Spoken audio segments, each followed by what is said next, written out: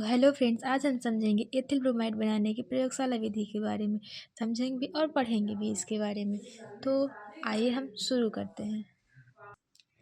तो ethyl bromide का साधारण नाम एथिल ब्रोमाइड ही होता है। एथिल ब्रोमाइड का साधारण नाम एथिल ब्रोमाइड ही होता है और इसका सूत्र C2H5Br होता है और इसका आईयूपीएसी नाम ब्रोमो एथेन होता है। जब एथिल अल्कोहल C2H5 इसका सूत्र है और फिर पोटेशियम ब्रोमाइड एवं सांद्र सल्फ्यूरिक अम्ल H2SO4। सांद्र का मतलब कोई गाढ़ा, अम्ल और तनु का मतलब पतला। तो यहाँ पर सांद्र का मतलब कि गाढ़ा सल्फ्यूरिक अम्ल और सांद्र सल्फ्यूरिक अम्ल H2SO4 के मिश्रण के साथ गर्म करते हैं, तब एथिल ब्रोमाइड C2H5Br प्राप्त होता है। तो ये रहा एथिल अल्कोहल्स और इन दिए हुए सभी चीज़ों को गर्म करने से प्राप्त एथिल ब्रोमाइड का समीकरण।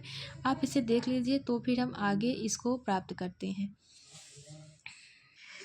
तो हमने एथिल ब्रोमाइड बनाने के लिए एथिल अल्कोहल C2H5OH और पोटेशियम ब्रोमाइड KBr और सांद्र सल्फ्यूरिक अम्ल H2SO4 लिया था, जिसे गर्म करने पर हमें एथिल ब्रोमाइड मिलता है। तो अब किसी भी यौगिक में ऋण तथा धन आयन के दोनों प्रकार के यौगिक होते हैं। तो C2H5 यहाँ पास प्लस में और OH माइनस आयन में टूटेगा और K प्लस आयन में और ब्रोमीन माइनस आयन में और हाइड्रोजन H2 प्लस में और SO4 माइनस आयन में टूटेगा।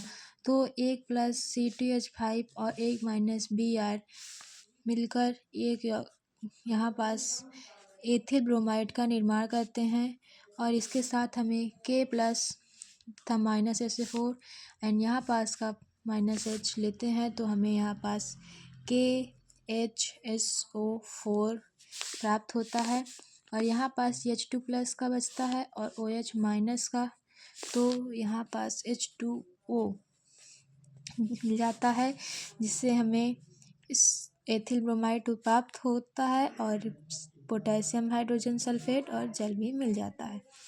तो अब आगे हम इसको चित्र के माध्यम से समझेंगे। तो आइए समझते हैं चित्र की सहायता से। तो अब चित्र के द्वारा हम समझेंगे।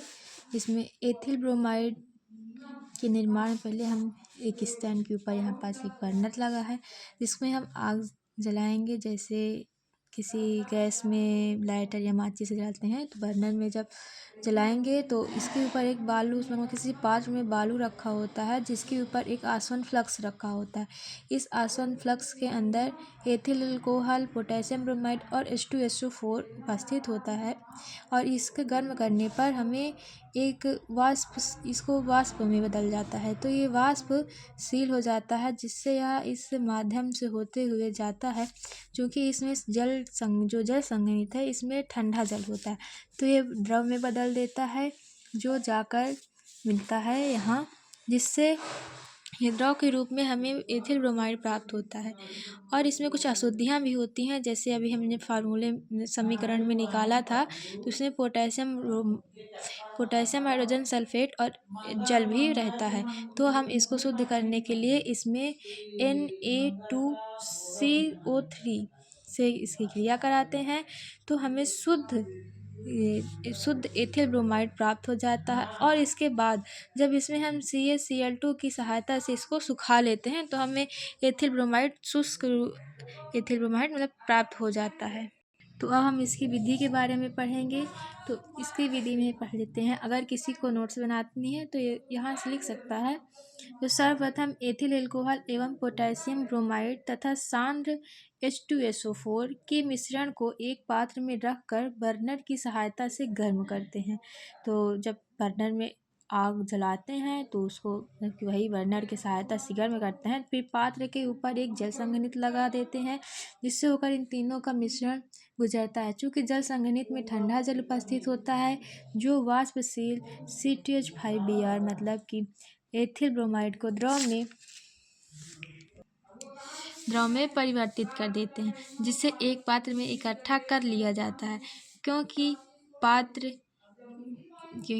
जो पात्र में प्राप्त C2H5Br होता है, उसमें KBr एवं H2SO4 मतलब कि इनकी जब अशुद्धि उपस्थित होती है, इसलिए इसको शुद्ध करने के लिए इसकी अभिक्रिया Na2CO3 से कराई जाती है और इसके पश्चात CaCl2 की सहायता से इसे सुखा लिया जाता है और हमें शुष्क एथिल ब्रोमाइड प्राप्त हो जाता है। तो अब आगे हम इसके भौतिक गुण के बारे में पढ़ेंगे। तो जब हम इसके भौतिक गुण के बारे में पढ़ेंगे तो मतलब एथिल ब्रोमाइड कैसा होता है, रंग रूप, उसकी प्राकृतिक मतलब नेचर कैसा होता है, उसके बारे में पढ़ेंगे। तो भौतिक गुण एक रंगहीन, वाष्पशील तथा हल्की मीठी गंध वाला द्रव है। जैसे पानी रंगहीन और वाष्पशील होता है, किंतु वो हल्की मीठी गंध वाला द्रव नहीं होता है। एथिल ब्रोमाइड रंगहीन, वाष्पशील तथा हल्की मीठी गंध वाला द्रव है। यह कार्बनिक विलायकों में विलेय मतलब जिसमें कार्बन उपस्थित होते हैं जिन विलायकों में उनमें विलेय तथा अकार्बनिक विलायकों में अविलेय मतलब कि जिसमें कार्बन नहीं होता है उसमें अविलेय होता है। और इसका क्वथनांक लगभग 38 डिग्री सेल्सियस होता है और यह जल से भारी होता है मतलब जल से भारी होता है और इसका क्वथनांक 38 डिग्री सेल्सियस होता है। अब इसके रासायनिक गुण के बारे में हम पढ़ते हैं। तो एथिल ब्रोमाइड बनाने की प्रयोगशाला विधि में हमने पढ़ चुका और उसकी विधि पढ़ी, भौतिक गुण पढ़े, चित्र के माध्यम से समझे। अब हम इसे रासायनिक गुण इसके बारे में पढ़ते हैं। तो इसका रासायनिक गुण में पहले हम इसकी अभिक्रिया KOH से करवाएंगे। KOH मतलब पोटेशियम हाइड्रोक्साइड। तो C2H5Br पोटेशियम एथिल ब्रोमाइड की अभिक्रिया KOH पोटेशियम हाइड्रोक्साइड से करवाएंगे। तो जैसा कि मैंने पहले आपको बताया, एक धनायन और एक ऋणायन में टूटता है।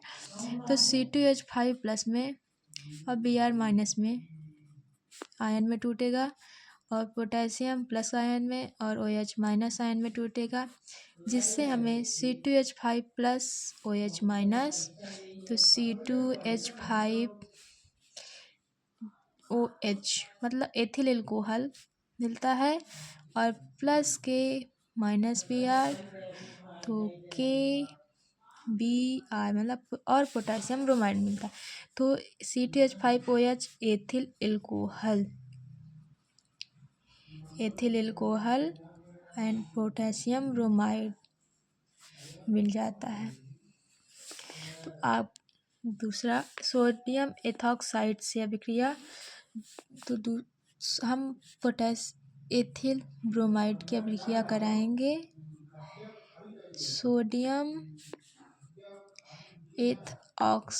एथॉक्साइड से। तो इससे हमें जैसे पहले किया था तो वैसे ही C2H5 प्लस में Br माइनस में टूटेगा और यहाँ प्लस सोडियम प्लस आयन में और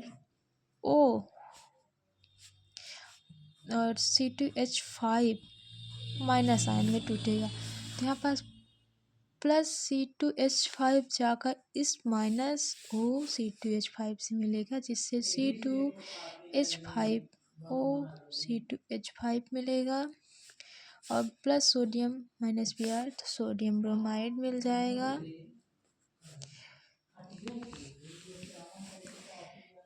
अब जिससे हमें यहाँ पास ईथर प्राप्त होता है, जिससे हम विलियमसन संश्लेषण भी कहते हैं।